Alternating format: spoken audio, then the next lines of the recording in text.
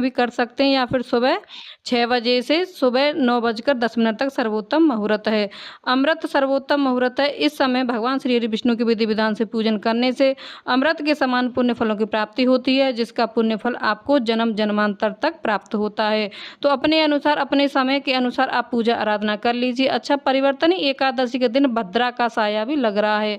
भद्रा का वास पाताल लोक में है और यह भद्रा काल प्रारंभ हो रहा है 3 सितंबर 2025 बुधवार के दिन शाम को 4:12 पर और भद्रा काल समाप्त हो रही है 4 सितंबर को सुबह 4:21 पर। तो भद्रा काल पाताल लोक की है, इसीलिए आपको किसी भी प्रकार से परेशान होने की आवश्यकता नहीं है।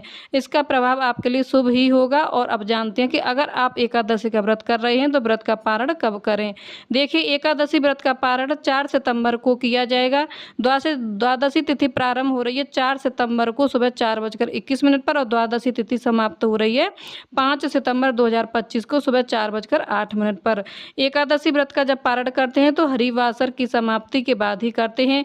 तो हरिवासर की समाप्ति का समय है 4 सितंबर 2025 को सुबह 10:18 पर होगा, इसलिए व्रत का पारण आप इसके बाद ही करेंगे।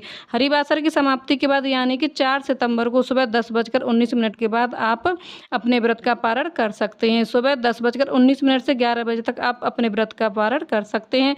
अगर किसी कारणवश इस समय व्रत का पारण नहीं कर पाते हैं तो फिर 4 सितंबर को दोपहर में 1:30 बजे के बाद 4:07 तक आपको व्रत खोलना है, ठीक है। तो प्रयास कीजिए सुबह जितनी जल्दी हो सके, मतलब 10:19 के बाद व्रत का पारण कर लीजिए। परिवर्तनी एकादशी से एक दिन पहले दशमी तिथि के नियम का पालन करना है, शुद्ध सात्विक भोजन लेना है, ब्रह्मचर्य का पालन करना है और इसके अलावा भूमि पर शयन करना है।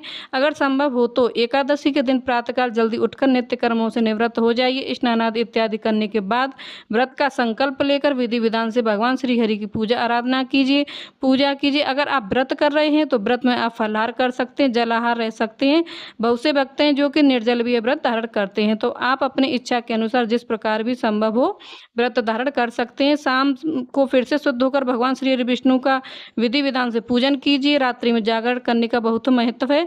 एकादशी रात्रि में जब हम जागरण करते हैं तो अखंड दीपदान करने के भगवान श्री विष्णु की पूजा आराधना करके भजन कीर्तन करते हैं, तो इससे व्रत का संपूर्ण फल हमें प्राप्त होता है। जिस भी कामना से व्रत धारण कर रहे हैं हमारी वह कामना निश्चित ही पूरी होती है। इसके बाद द्वादशी तिथि में ब्राह्मणों को भोजन कराकर स्वयं भी भोजन करें, सात्विक भोजन कर कर व्रत का पारण किया जाता है। तो दोस्तों, आज यह थी परिवर्तनी एकादशी व्रत की संपूर्ण जानकारी।